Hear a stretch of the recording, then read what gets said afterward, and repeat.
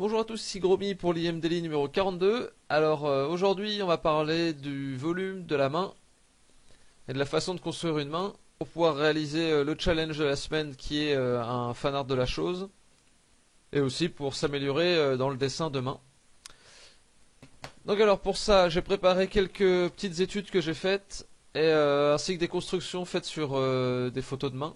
Alors la première chose qu'il faut voir c'est comment est faite la main quand on la voit de face ou de dos. En gros, c'est une sorte de bloc relativement carré. Vous voyez que c'est une forme un peu particulière et c'est un peu arrondi au niveau des doigts. Donc, vous voyez sur cette main là qui est de pleine face, si on met la construction, vous voyez qu'il y a une sorte de bloc rectangulaire sur lequel est posé, et en fait c'est vraiment un bloc, c'est un pavé. Il y a une épaisseur à ce bloc et ça va être important pour les autres angles de vue. Et après, chaque doigt est composé de 3 cylindres, les uns à la suite des autres, qui forment les articulations, enfin, chaque phalange.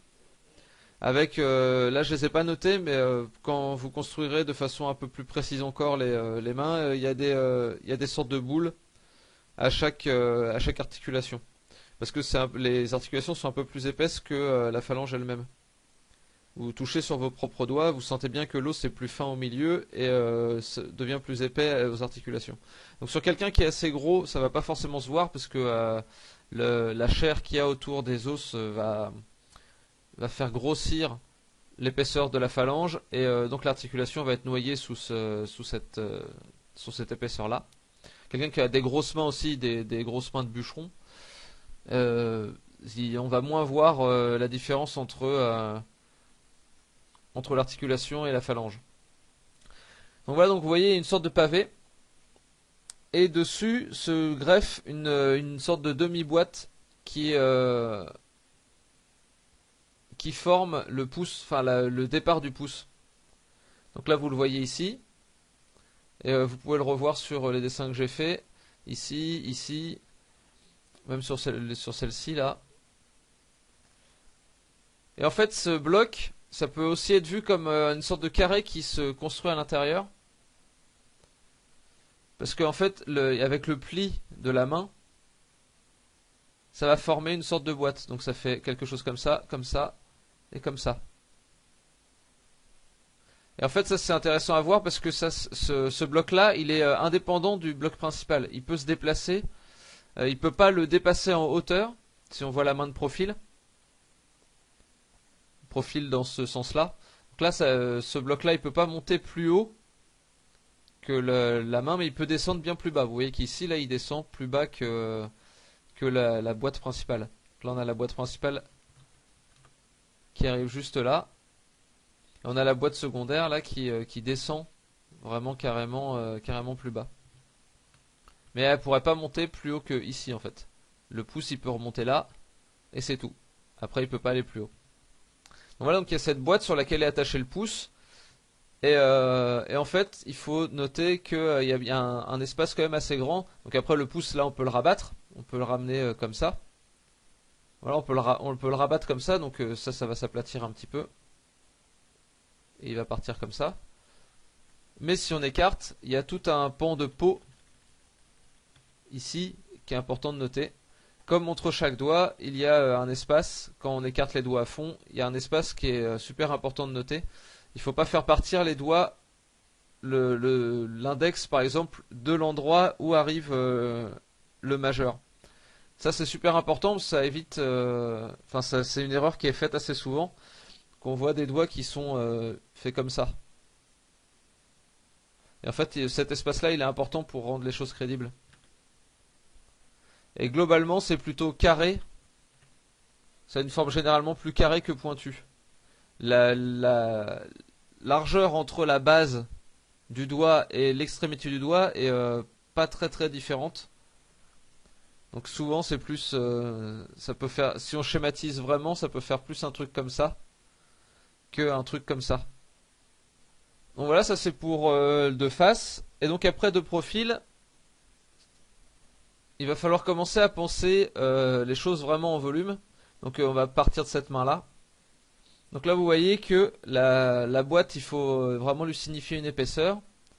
En fait, par transparence, on devrait même poser comme ça, parce qu'en fait, après, il y a les doigts qui vont venir se poser, se greffer sur chaque, enfin, sur cette boîte.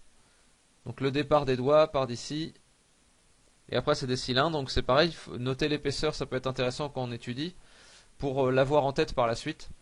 Et donc là c'est pareil, le pli de peau il se fait là, entre le pouce et le reste de la main. Donc voilà, c'est vraiment des cylindres, il faut les considérer comme tels quand on le construit en volume. Et donc vous voyez que le pouce peut se tordre assez fortement chez certaines personnes. Bon, chez moi, ça fait pas ça, hein, mais chez vous non plus peut-être. Donc en règle générale, ça c'est des positions qui sont un peu délicates à faire dans un dessin d'imagination. Parce que ça peut faire un peu bizarre. Là en l'occurrence, on voit que c'est possible sur cette personne, mais bon, c'est pas quelque chose à répéter trop souvent. En règle générale, les phalanges peuvent pas, les articulations vont que dans un sens, quoi. On peut pas retourner ses doigts. Donc à part le pouce chez certaines personnes, effectivement. Comme normalement sur l'os, sur l'articulation vraiment de base du pouce, il y a certaines personnes qui peuvent le déboîter, alors que normalement c'est pas possible. Donc dans la théorie, en règle générale, on dessine pas trop des gens qui peuvent se déboîter les articulations, parce que effectivement certaines personnes peuvent le faire, mais c'est loin d'être la généralité, et ça fait forcément bizarre aux spectateurs de voir ça. Et donc après là, complètement de profil quasiment, avec le point fermé en plus, là la construction devient un peu plus compliquée, parce que les traits se chevauchent beaucoup, mais ça reste le même principe de base. Si vous avez compris la base de la construction, a priori ça devrait pas vous poser plus de problèmes que ça. Donc après, je vous conseille d'en dessiner beaucoup, de faire pas mal d'exercices d'observation à partir des mains. Et plus vous en dessinerez, plus vous serez à l'aise avec. Et après, en règle générale, dans les dessins, on essaye de simplifier un petit peu les mains, parce que ça apporte beaucoup de détails à un endroit du corps qu'on va regarder assez souvent, mais pas forcément. Donc si ici la position peut être schématisée, en BD principalement, si vous pouvez schématiser en dessin la line, en règle générale, si vous pouvez schématiser, essayez de le faire, puisque ça va vraiment déjà vous simplifier un peu la vie.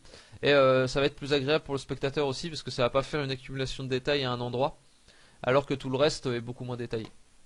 Donc voilà, j'espère que cette vidéo vous aura appris des choses, j'espère que ça vous aidera à réaliser le défi de la semaine. Donc je rappelle, il faut faire un fan art de la chose, donc si vous voulez plus d'informations, regardez la vidéo d'hier si vous l'avez pas encore fait.